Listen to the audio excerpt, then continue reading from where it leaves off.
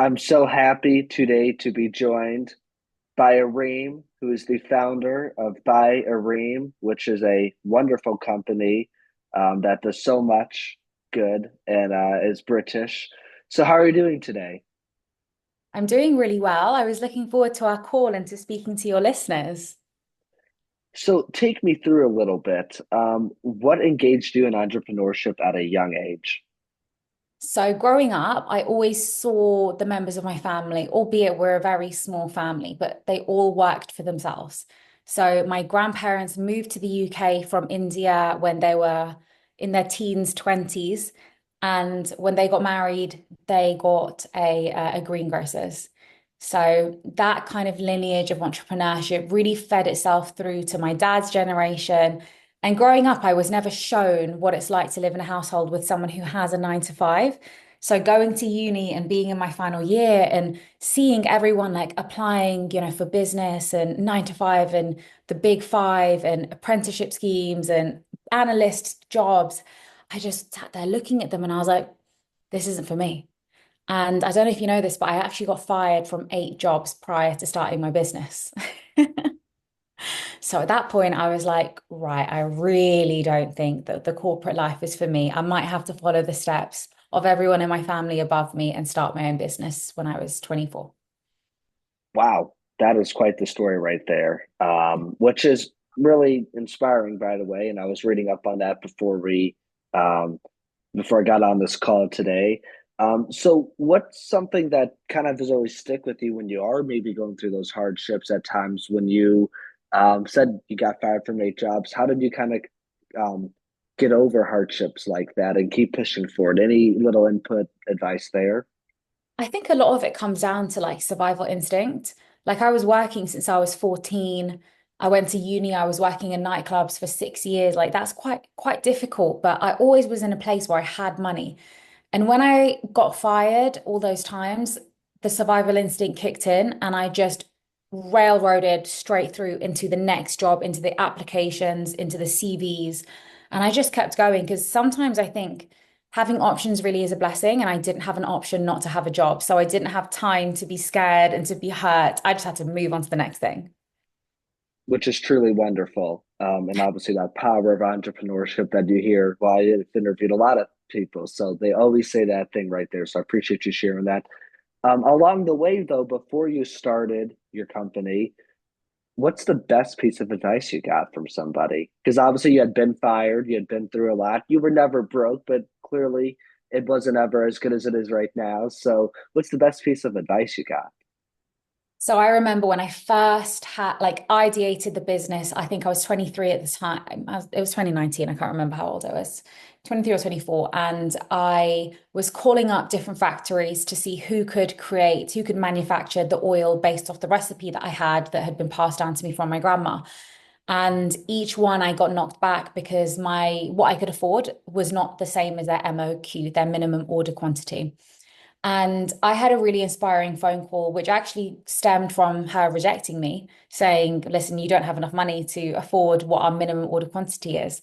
And she essentially said to me, listen, you could make it at home in your kitchen and you could certify your kitchen as, lab standard. She said, but that's a very difficult process and you'd be cutting a lot of corners just to save a little bit of cash. She told me that what I needed to do was work backwards. So if I wanted to one day have ByErim, my brand in Harrods, Harrods would want to see the entire history of my supply chain. They would want to see all of the different, like if I was to be acquired, I would need to show all of the different customer service reports. And she said, you need to make sure that you've essentially covered your back from the beginning and you've done it right. And whilst I was nowhere near her minimum order quantity, that was such a life-changing piece of advice. And it really took me through to thinking about my ethos of the brand and the values and how I could ensure that I didn't cut corners from the start. I actually was true to myself and sustainability, supporting the British economy, making sure that we were entirely made and manufactured in the UK from the beginning. And obviously, you mentioned ByErim and kind of going through the early process with that. What would you say is something that you didn't expect to maybe come that maybe you thought was going to be easier? Because everybody wants to know about the best part of it, making money. but nobody wants to know about maybe that hardship that nobody thought. Was it dealing with lawyers? Was it dealing with customer service? What was it in your perspective being in the beauty industry, in the hair industry? Yeah. I mean, Jacob, if I can be honest, I think on a personal note, I really struggled with the way that my friendships changed because people saw me as, okay, cool, I graduated, I went to a good uni, I got a first class degree, like, okay, shining star academic wise, but then I kind of hit the real world and I got fired from all those jobs and I was living at home. And all of a sudden I made money, like almost overnight within the space of 1 year, we generated so much money. And I think it was difficult for some of my friendships. I think it was such a change in my lifestyle. And not to say that I was all of a sudden rolling around in like a Rolls Royce, I wasn't. Um, but I had so much more freedom and disposable income and ability to do the fun things that I wanted to do that I couldn't have done before. That some of the friendships we couldn't maintain because we were in two totally different stages of life, as much as I may have wanted to, as much as they may have wanted to. So I think as you get higher and higher up the path to success, you get less and less people around you. And you hear that all the time, Jacob, I'm sure from your other guests, but it's so true. And of course, obviously, since you've been able to now start a company and get it to a big point, what is something that you have been able to, obviously, you mentioned you've been able to travel on a level because you got money, but what is something that has totally maybe changed your perspective on life through this experience? Because I'm sure you meet so many customers, so many investors, people like that. So, what's kind of your attitude change been through this process? I mean, first of all, I learned a lot about tax. Didn't have to worry about that before, but now it's a big concern. Now, I think I understood how important customer service was. So, getting to a granular level when I was at uni, one of the modules that I did was service marketing. And there was one lecture that we had where the lecturer said to us, you shouldn't look at customer service as a loss part of your business. You know, a lot of business owners will look at it and be like, "Oh, that's the place that I have to give back the money through the refunds and the replacements." She said, you need to look at it as a profit making element of your business. And I think that's something that my company, ByErim, does very, very well. We will contact customers where if you get free UK shipping over 50 quid. If you've got a £47 order, we'll say to you, listen, add on a £6 hair clip and you'll get the free shipping to ensure that we're getting, yes, an extra 6 quid, fair enough, but we're also building that relationship with the customer because a customer shouldn't be a one-time customer. You should never look at it like that. You should look at it the lifelong value of a customer. So I say that is probably one of the biggest lessons that I got that I wasn't expecting to be able to apply one day. That's a huge thing, and I've never heard it like that because I don't hear a lot of people touch on customer service. Of course, they mentioned the investing issues, the crowdfunding issues, maybe management issues with how many founders you should have or board members. So I appreciate you sharing the customer service lens because that shouldn't come to mind to me, and I'm sure my listeners will think about that a little better. Two last questions. The first is, what is something that personally has changed you seeing your brand get used? And then the second is, we'll close with that, is what advice would you have for young female entrepreneurs and people of color? Mm. Um, I think the biggest thing that changed me was understanding the power of a business.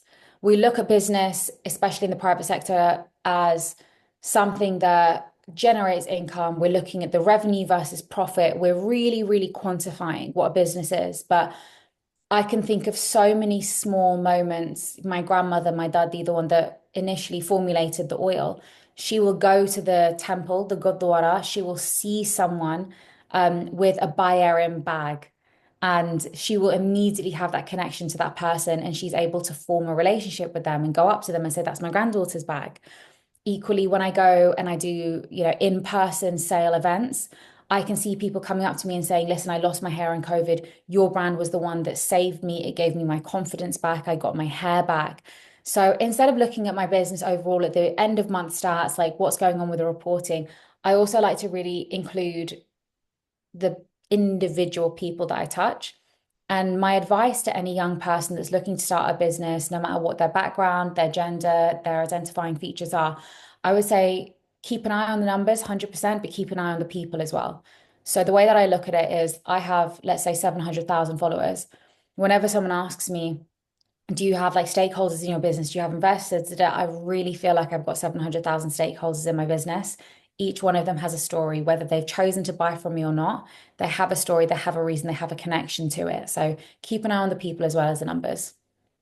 Wow.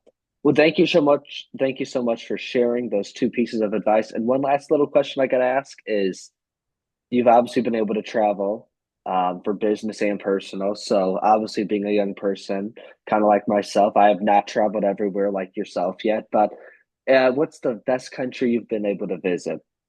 I have to be loyal and I have to say Dubai, don't I? The UAE.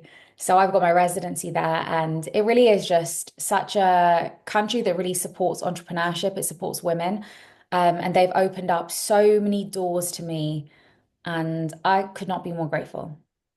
Wow. Well, I appreciate you sharing that. I've not been there yet, but maybe I'll do an interview there with Oh. somebody. So, yeah. The Well, podcast world is huge out there. You have to go, Jacob. Really. I'll look into Yeah. it. Well, thank you so much for joining the show today. And any little last pieces of advice you'd have? Advice, I would say don't worry about anything being perfect. Just start. And if you want to keep up with me, it's at Erim, Erim on Instagram, and my business is at ByErim, ByErim. Which is pretty easy, just to buy before your name in it. Well, thank you so much. And as always, I love supporting businesses myself. My show, I've been lucky to be sponsored by AJ's, which is off Vine Street at Purdue University. And they're a small business in town. So, obviously, as you would know, it's tough to run a business. So, if you're ever around Purdue University, make sure you grab a bite to eat there and you can even sell your product there, I'm sure. So, thank you so much for joining the show today and hope to meet you in person. And I'll recommend your product around to people on Purdue. Thanks, Jacob.